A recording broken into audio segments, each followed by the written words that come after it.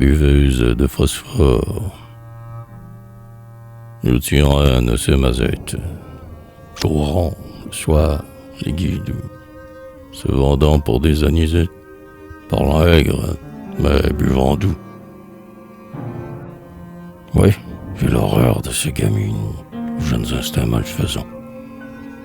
J'aborde leurs gestes, leurs mines, déjà perverses, de 16 ans. Des vices et niais fleurs précoces, s'étiolant en une nuit, que glaner dans ces tristes cosses, leur corset, niche l'ennui. Elles portent des gorges plates, sans nul frisson avant-coureur. Peut-on aimer vraiment ces lattes, à faire haïr la maigreur? Cependant il n'est pas de fête, où ces puériles beautés, parmi les foules stupéfaites, n'arborent leur sotte gaieté.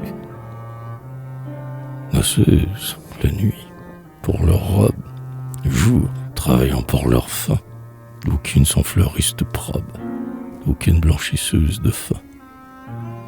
Par-ci, piqueuse de bottines, et par-là, piqueuse de gants. Les autres tailles, libertines, la chemise des élégants. Leur nid, c'est la vague mansarde, bourreau de musc et de mauvais lieux. En tête du lit luisarde, quelques vierges ou quelques bons dieux. Quand les guignons les abandonnent, elles y poussent des coucous, sans cœur ni sexe, qui leur donne moins d'heures douces que de coups.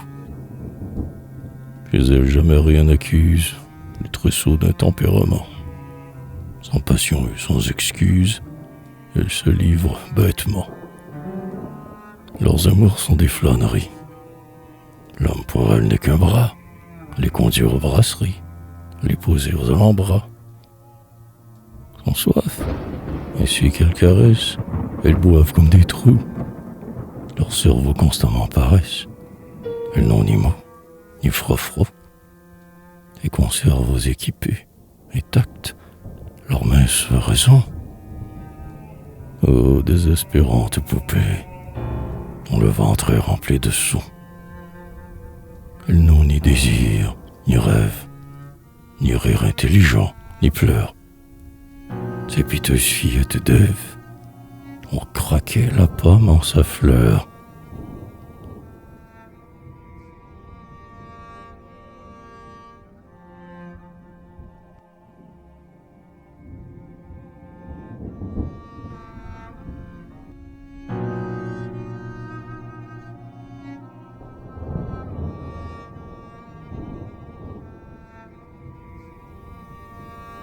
Artistes, mes frères, poètes, idéalisons nos plaisirs, en ne livrant jamais aux bêtes nos insatiables désirs.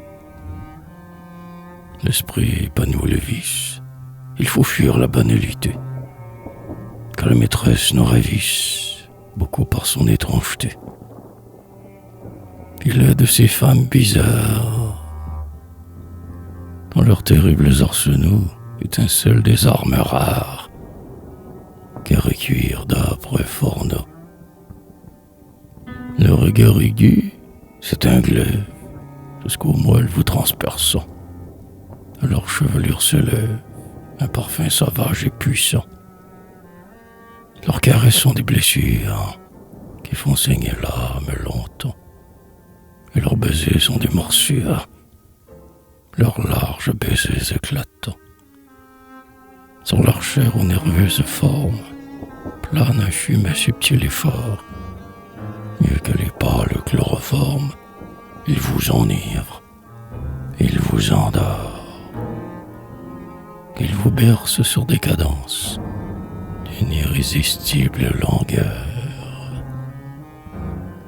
Mais, aux farouches confidences, se chuchotant de cœur à cœur, on les mord la coquetterie, ensorcelante déguisée par une pointe d'hystérie, la ritournelle du baiser. Il leur faut amour à leur taille, amour exigeant mourir. Leur lit un champ de bataille, On y doit vaincre ou bien mourir. Arrière, les vertigéreuses, rien jaune du bout des dents. Lavez-vous, mauvaise coucheuse, regarnissez vos fronts pédants. Les cheveux ombragent nos nues, notre cuirasse est sans défaut, nous ne sommes point des génies. Voilà les femmes qu'il nous faut. Aimons-le cela, poète.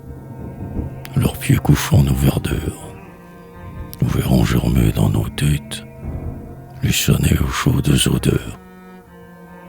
Et strophes aux rimes salées, les vers chatoyants et gaillards, peintres, aimons-les de morcelés.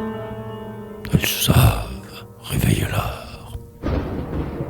Et l'orgueil aux voix turbulentes, au fond des cœurs désespérés, et dans les pulpes somnolentes, des cervelets des phosphorés.